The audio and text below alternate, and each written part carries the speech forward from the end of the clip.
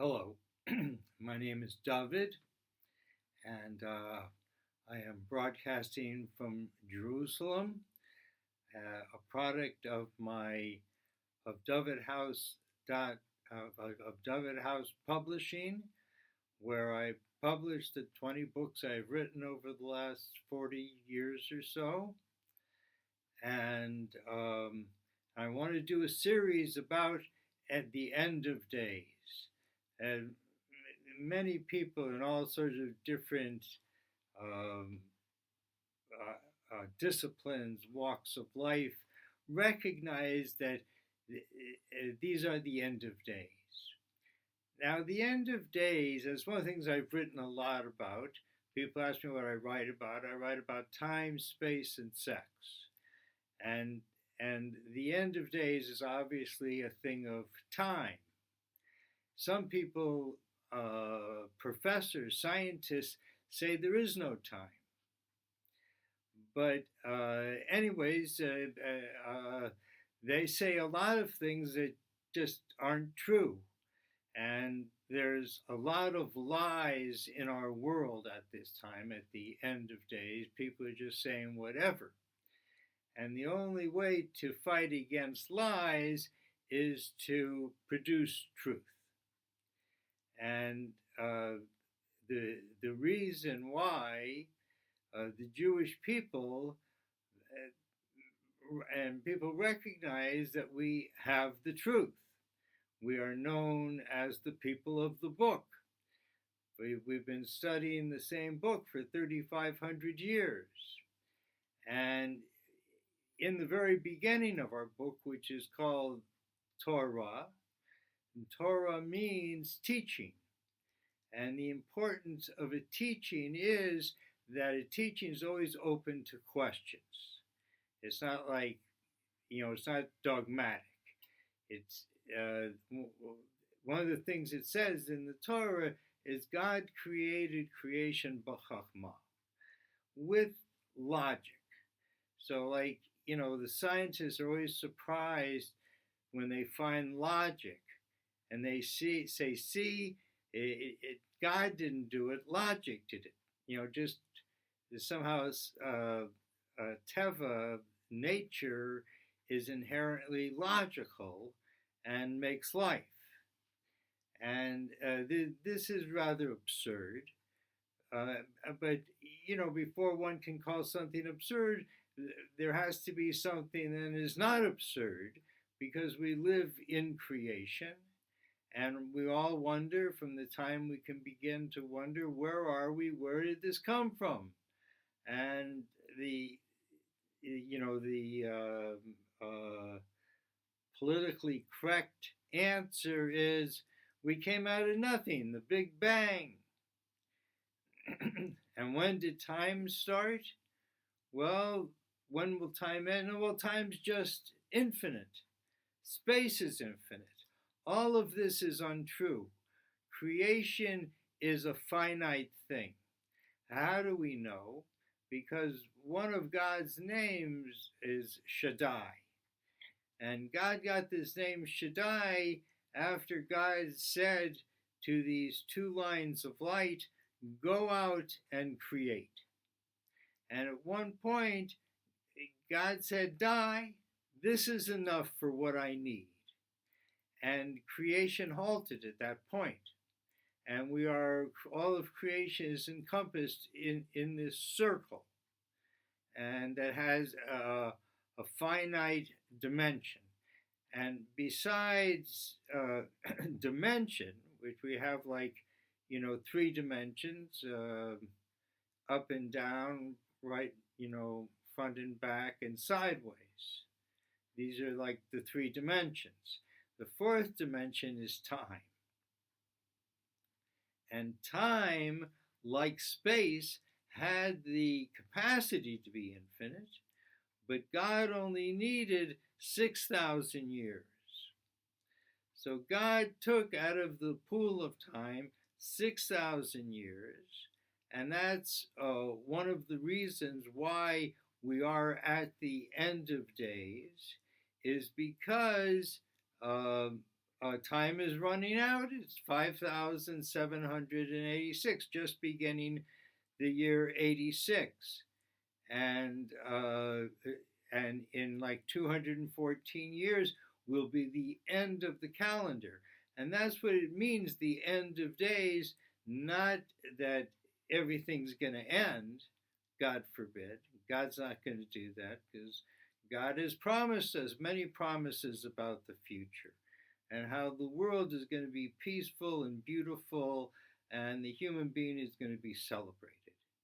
And by focusing in on time, even though it's a long time, none of us are going to be here in 214 years, but we'll probably be here because the soul leaves and the soul comes back. And, we put in so much work getting to this point that we want to be here when it all happens. And what will happen, and it's very important to know what's going to happen at the end of days, that there's going to be a revolution, the most dramatic revolution really that there can be. Is going to be a revolution from the 6,000 years of man into the 1,000 years of woman and peace. And that revolution can begin immediately. How? By introducing a new time standard into the world, something that would be equal for all people in the world, so we could all be conducting ourselves by one time standard, calling the months by the ancient names of the month, like even from before the flood, mentioned in the Epic of Gilgamesh, like Tishrei and Adar and Nisan, and many of the what we call the Hebrew months, but we know that they were from before the Torah was given. And also that people would be surprised to know that the 9 planets are also numbered, counted, numbered, and each one described, from the furthest planet out that Rome calls Pluto. That what we're living in a time of Roman Empire. We've been living in that for 2,000 years. It's all through Jewish literature, and Torah, the oral Torah that's been written down over 3,000 years, that have been transmitted for 3,500 years. What was I? Yes.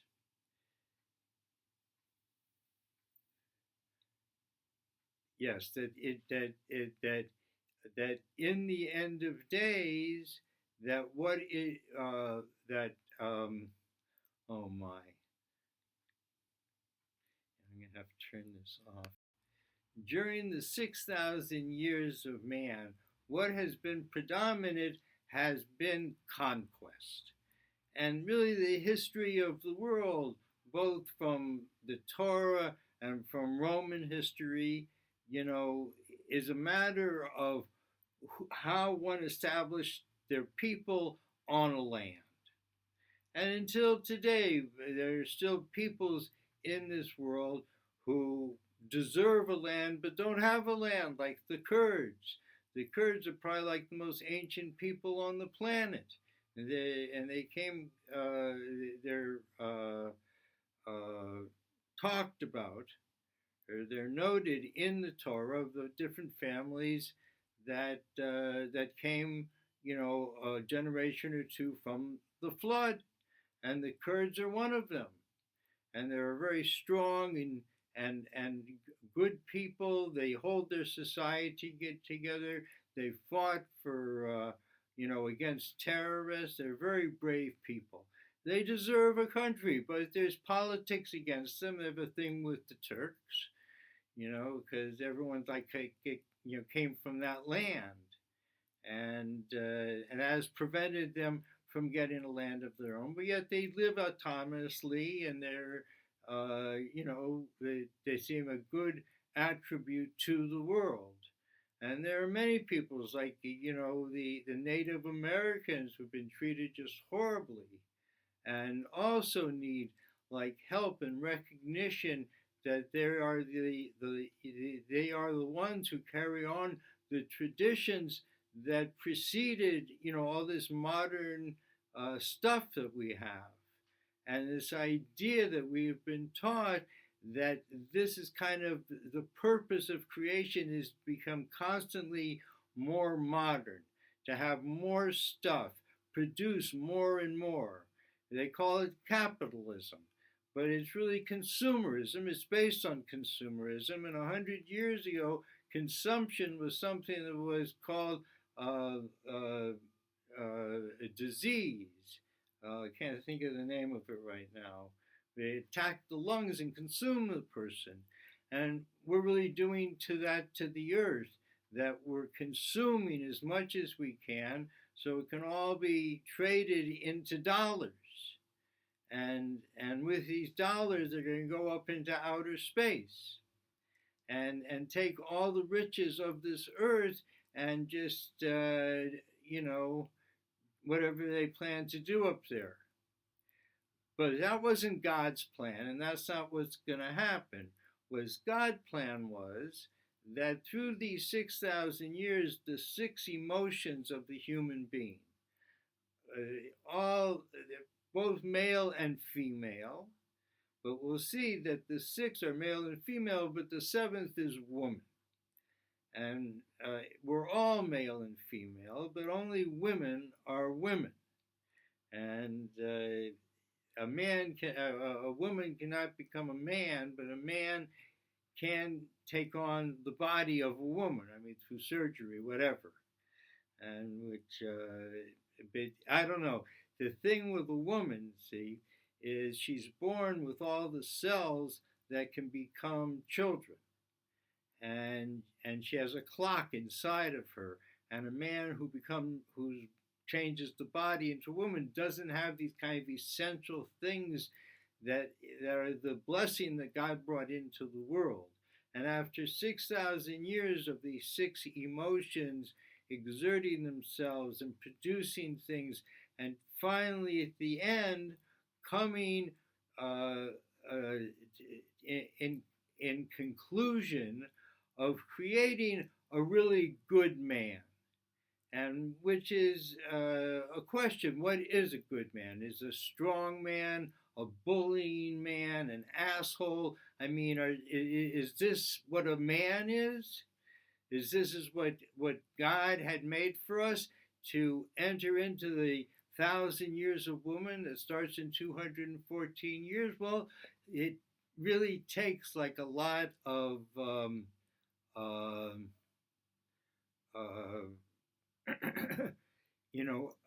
effort and contemplation and coming and coming together as one, because we know what God loves is the oneness.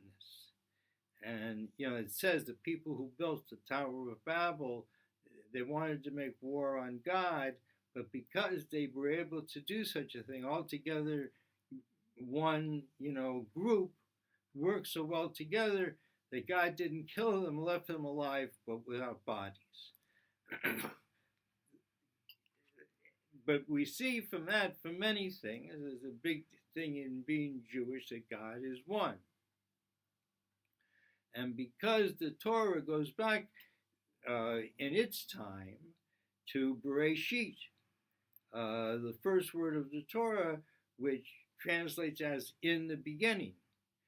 But in Hebrew, if you took those, I think it's 6 letters, Bereshit, and separated the letters, you could make, like in Scrabble, the first day in the first day of Tishrei, which is the month we just came from. We know the months from the moons, and the month in the autumn, like the harvest moon, that this is the month of Tishrei. And a way to wrest time out of Rome, which is based on fiction, is based on a myth like all the Roman gods, all these false gods. The God is not doesn't impersonate anything or anyone. There's nothing like God in the world. And even though God is in the world, there's nothing that can contain God or even define God. And God is without definition, so the Jewish people, we call God one, because one is inclusive of everything. And as the world becomes one through the apparatus of a new time system, so too we will become closer to the Creator and to what it is that God wants created on the world. And and this new calendar is based upon the ninth planet of the solar system, which goes around the Earth every 248 years, which is the same number in the Torah as the positive commandments, things you're supposed to do, like, put on tefillin and, help your neighbor. And, there's a whole 248 things that we're supposed to do every day. And it combines with the 365 things that we're not supposed to do, like don't steal or don't lie. And these are commandments from God to the Jewish people that every day we need to do these commandments. And it says we were created as below, so above, as above, so below, because the seven heavens are separated, are not separated, but are confined by the 248 years of the furthest planet and the 365 years of our planet, where life and where physicality and where is the lowest place in creation, where there can be judgment because we have freedom of choice here. And it's called, actually, in the ancients, they call our planet Tevel, which has a gematria of 432, which is the what musicians used to play to, used to tune to, is 432 hertz, because it's the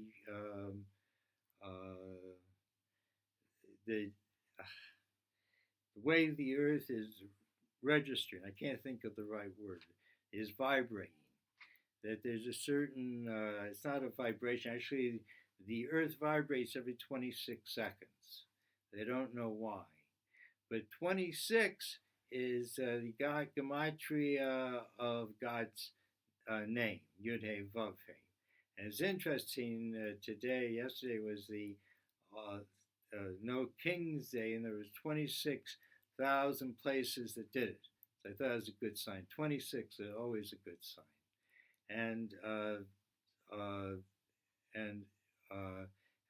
so, just as there is this confine between Earth and the furthest planet, the same so in the human body, there's 248 limbs and 365 connecting tissues. So we see that this is a kind of formula that many things can be learned from it, and we can start to understand that the world that we live in is it speaks with much wisdom, and we need to start listening to the world instead of the newscast, perhaps. And we will see a lot. We see these years coming to us because there's a demarcation point way out by this furthest planet, which is the only planet that curves inside another planet's orbit. And this last happened in 1980 to 2000 for 20 years. When it comes back, will be the year 6000, the beginning of the 1,000 years of woman and of peace. And this is what it means, the end of days, that it's not bad or ominous or anything, that it's good and beautiful, and the time to start preparing is now. And because a lot has to be done in a relatively short amount of time, a few generations. So anyways, I'm going to try to do more on this subject every now and then. please go to my site, dovetthouse.com. I have many of my books there published. We're ready to be bought. Thanks. Bye.